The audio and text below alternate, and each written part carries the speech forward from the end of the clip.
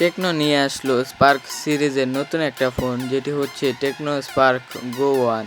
আর guys, এই ফোনটার দাম কম হলেও এই ফোনটাতে রয়েছে IP54 এর রেটিং, 120 হার্জের পাঞ্চুয়াল কাটআউটের ডিসপ্লে। আর এই ফোনটাতে টেকনো বলছে যে 4 বছর ইউজ করলেও এই ফোনটা স্লো হবে না। এখানেই শেষ নয়, থাকছে ডুয়েল স্টোরেজ স্পিকার, সাথে থাকছে TTI সাউন্ড। আর এই ফোনটাতে আপনারা পাবেন বেশি র্যাম রোমের অপশন। এছাড়া এর বাইরেও এই ফোনটাতে বেশ কিছু ভালো দিক রয়েছে, আবার বেশ কিছু কমতিও রয়েছে।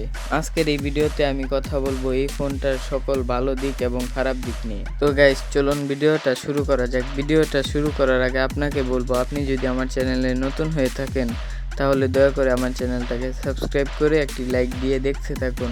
সো গাইস, প্রথমে যদি কথা বলি এই ফোনটার ডিজাইন নিয়ে, তো এই ফোনটার পেছনের ডিজাইন অনেকটাই সুন্দর করা হয়েছে, বা বলতে পারেন যে আইফোন থেকে ইন্সপায়ার হয়ে এই ফোনটার ডিজাইনটা এরকম করেছে টেকনো। আর গাইস, এই ফোনটাকে দেখতে কিন্তু আইফোন 13 এর মতো লাগে। আর গাইস, এই ফোনটার রেয়ার প্যানেলটা হচ্ছে প্লাস্টিকের, যেটা আবার ম্যাট ফিনিশিং দেওয়া হয়েছে। আর এই ফোনটাকে এক হাতে ব্যবহারে কোনো রকম সমস্যা হবে না আপনাদের।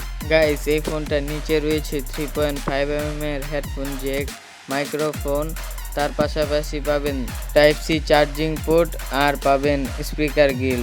আর এই ফোনটার উপরে থাকছে dual speaker with TTI sound. আর এই ফোনটার বাম পাশে পাবেন সিম স্লট, যেটাতে দুইটা সিমের পাশাপাশি একটি SD কার্ডকে ব্যবহার করতে পারবেন আপনি।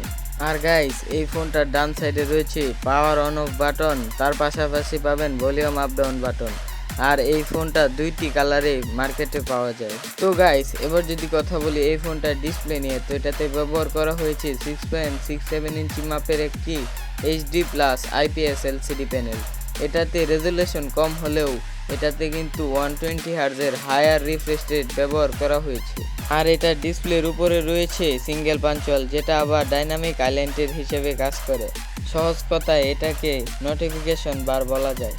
আর গাইস, এই ফোনে কিন্তু অনেক কম বেজেল দেওয়া হয়েছে। সব মিলিয়ে আপনি যদি একদম এন্ট্রি লেভেলের ফোনের কথা হিসাব করেন তাহলে কিন্তু এই ডিসপ্লেটা খারাপ না।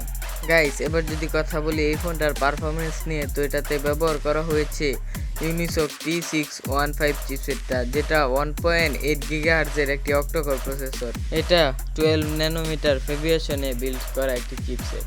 তো গাইস, বুঝতেই পারছেন বাজেট ক্যাটাগরির ফোন, এতে আপনি ভালোভাবে গেমিং করতে পারবেন না। তবে এখানে কিন্তু আপনারা সাবওয়ে সার্ফ, টেম্পল রান এরকম গেমগুলো বা 2D গেমগুলো খেলতে পারবেন। আর চেষ্টা করবেন এই জাতীয় ফোনে যত কম অ্যাপ ইনস্টল করা যায়, এতেই ভালো হবে আপনার ফোনটা। অথবা আপনি লাইট ভার্সনগুলোকে ব্যবহার করতে পারেন, তাহলে ফোনটা স্লো হবে না।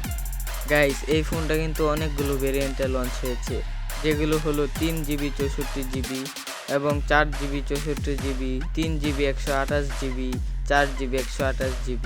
আর গাইস, প্রয়োজন অনুযায়ী আপনি ভার্চুয়াল র্যামকে বাড়িয়েও নিতে পারবেন। এটার র্যাম টাইপ হচ্ছে LPDDR4X এবং রোম টাইপ হচ্ছে eMMC 5.1। সফটওয়্যার হিসেবে এই ফোনটাতে থাকছে iOS 14 এবং Android 14।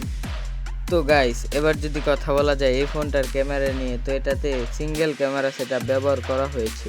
দেখে মনে হচ্ছে ডুয়াল ক্যামেরা সেটআপ, কিন্তু এখানে সিঙ্গেল ক্যামেরা সেটআপ ব্যবহার করা হয়েছে, যেটি হচ্ছে 13 মেগাপিক্সেলের একটি ক্যামেরা। আর সামনের দিকে রয়েছে 8 মেগাপিক্সেলের একটি ক্যামেরা সেন্সর। তো গাইস, ক্যামেরা নিয়ে ইন ডিটেলসে যাচ্ছি না, নিজেই দেখে নেন।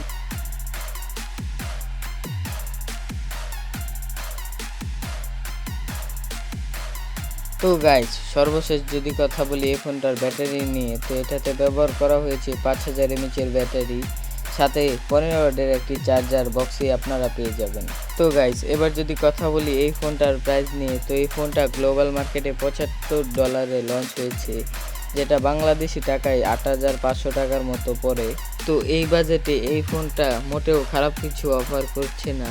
অথেন্টিক নিউজ থেকে জানতে পেরেছি যে এই ফোনটা নেক্সট মান্থেই বাংলাদেশের মার্কেটে লঞ্চ হতে পারে। যদি এই ফোনটা অফিসিয়ালি লঞ্চ না হয় তাহলে তো আনঅফিসিয়াল অপশন থাকছেই। সো গাইস, এই ছিল আজকের ভিডিওটা কেমন লাগলো অবশ্যই কমেন্টে জানাতে ভুলবেন না। আর গাইস, এই ভিডিওটা দেখে যদি আপনার কোনো উপকার হয়ে থাকে তাহলে প্লিজ আমার চ্যানেলটাকে সাবস্ক্রাইব করে একটি লাইক দিয়ে দিবেন। তো গাইস, দেখা হচ্ছে পরবর্তী কোনো নতুন ভিডিওতে। ততক্ষণ ভালো থাকবেন, সুস্থ থাকবেন। আল্লাহ হাফেজ।